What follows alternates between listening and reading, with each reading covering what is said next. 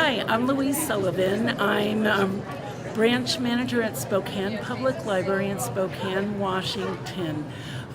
I grew up in Connecticut and I grew up in a Jewish family. And the book that I have chosen is The Diary of a Young Girl by Anne Frank.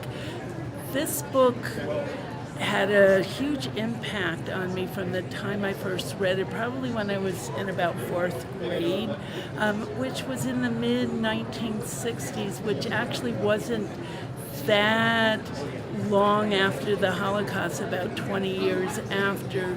And I just really couldn't believe that there was someone who was not that much older than me at the time who had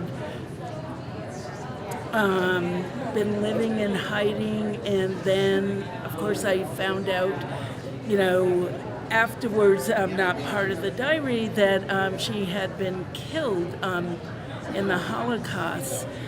And it really resonated to me as far as, first of all, how could such atrocities occur, but also, what could we do to stop that? When I saw this on the list of banned books, it really was pretty shocking, because if the story doesn't continue, how is anyone going to know that this happened? I do feel very fortunate in my public library that a lot of young girls around the same age that I was when I first read it have read the book and the impact it's made on them.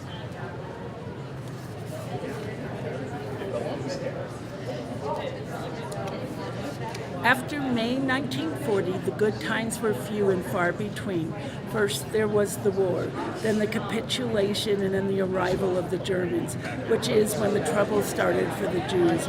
Our freedom was severely restricted by a series of anti-Jewish decrees. Jews were required to wear a yellow star. Jews were required to turn in their bicycles. Jews were forbidden to use streetcars. Jews were forbidden to ride in cars, even their own. Jews were required to do their shopping between 3 and 5 p.m. Jews were required to frequent only Jewish-owned barbershops and beauty parlors. Jews were forbidden to be out on the streets between 8 p.m. and 6 a.m. Jews were forbidden to go to theaters, movies, or any other forms of entertainment. Jews were forbidden to use swimming pools, tennis courts, hockey fields, or any other athletic fields. Jews were forbidden to go rowing. Jews were forbidden to take part in any athletic activity in public. Jews were forbidden to sit in their gardens or those of their friends after 8 p.m. Jews were forbidden to visit Christians in their homes. Jews were required to attend Jewish schools, etc. You couldn't do this and you couldn't do that. But life went on. Jacques always said to me, I don't dare to do anything anymore because I'm afraid it's not allowed. In the summer of 1941, Grandma got sick and had to have an operation, so my birthday passed with little celebration. In the summer of 1940, we didn't do much for my birthday either, since the fighting had just ended in Holland. Grandma died in January 1942. No one knows how often I think of her and still love her.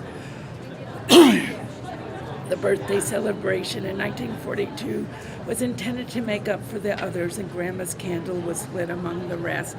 The four of us are still doing well, and that brings me to the present date of June 10th, 1942, and the solemn dedication of my diary.